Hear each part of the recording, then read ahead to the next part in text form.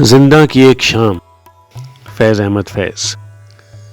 شام کے پیچ و خم ستاروں سے زینہ زینہ اتر رہی ہے رات، یوں صبا پاس سے گزرتی ہے جیسے کہہ دی کسی نے پیار کی بات۔ صحن زندہ کے بے وطن اشجار سرنگوں محو ہیں بنانے میں دامن آسماں پہ نقش و نگار۔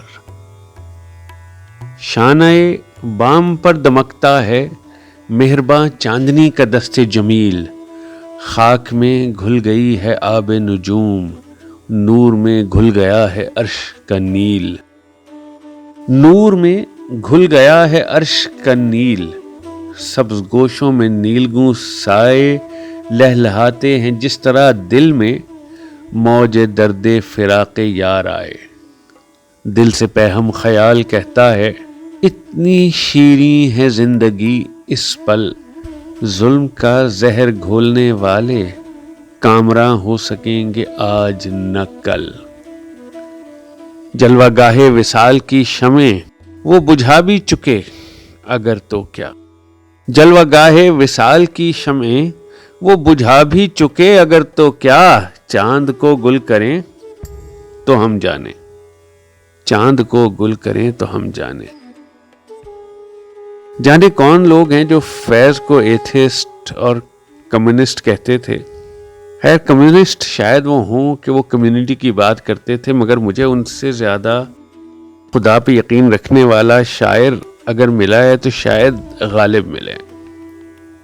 فیض نے کافی عرصہ جیل میں بھی گزارا، جیل میں جو ان کا سٹے ہے اس نے ان کی شاعری پہ بہت اثر ڈالا۔ جتنے بھی لوگ جیل میں زندگی گزارتے ہیں وہ بتاتے ہیں کہ دن تو ہم گزار لیتے ہیں مگر رات کس طرح گزرتی ہے ناممکن ہے، اور اس کو کس خوبصورتی سے فیض بیان کر رہے ہیں۔ زینہ زینہ اتر رہی ہے رات۔ فیض کا اور باد صبا کا بڑا پیارا رشتہ ہے۔ ہولے سے چلے باد نسیم، جیسے صحرا میں بہار آ جائے، اور یوں صبا پاس سے گزرتی ہے جیسے کہہ دی کسی نے پیار کی بات۔ پیار وہ ایک خوشبو اپنے ساتھ لے آتا ہے۔ صحن زندہ کے بے وطن اشجار، زندہ آف کورس جیل ہے، یہ سب لوگ کے بے وطن اشجار، جو قیدی ہیں بے وطن لوگ ہیں بے وطن مگر پھر بھی اشجار ہیں، شجر ہیں جو پھل پھول دیتے ہیں، اور یہ رکے ہوئے نہیں ہیں، یہ اپنا سر ڈالے محو ہیں بنانے میں دامن آسماں پہ نقش و نگار۔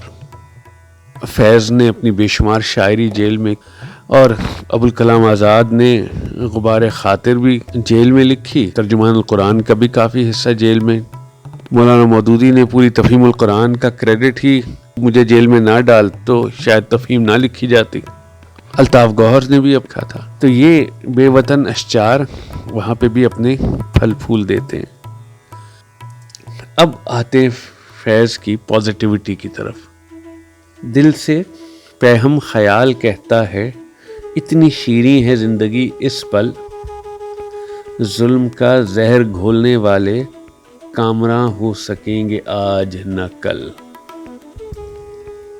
جیل اگرتلہ سازش کیس تو بہت بعد کی بات ہے، پہلا جو وہ راولپنڈی سازش کیس تھا جس میں کون کون نام جیل میں رہے تھے، مگر اس تکلیف میں بھی فیض کہہ رہے ہیں، فیض ان میں سے ایک تھے، ظلم کا زہر گھولنے والے کامراں ہو سکیں گے آج نہ کل، جلوہ گاہ وصال کی شمعیں وہ بجھا بھی اگر تو کیا، چاند کو گل کریں تو ہم جانیں۔ یہ میرے آس پاس کی روشنیاں، زمین پہ جو بلب ہیں، جو لائٹیں ہیں، آپ بجھا سکتے ہیں، آپ مجھے قید تنہائی میں رکھ سکتے ہیں، مگر چاند کو گل کریں تو ہم جانیں۔